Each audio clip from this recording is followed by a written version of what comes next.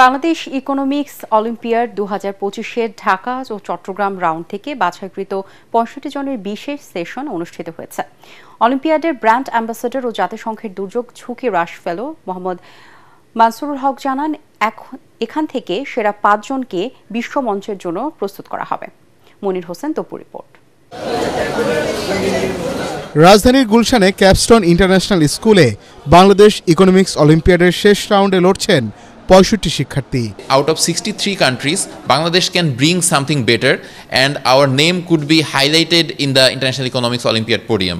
আয়োজকরা বলেন, দক্ষ তরুণ সমাজ গড়ে উঠলেই দেশের অর্থনৈতিক উন্নয়ন সম্ভব।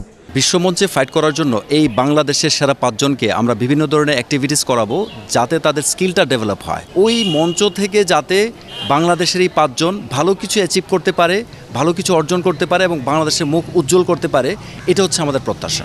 এবারের আসরের সেরা 5 জন অংশ নেবেন আজারবাইজানে অনুষ্ঠিত হতে যাওয়া international economics অলিম্পিয়াডে। Monir Hossain Tapu, ATN Bangla, Dhaka.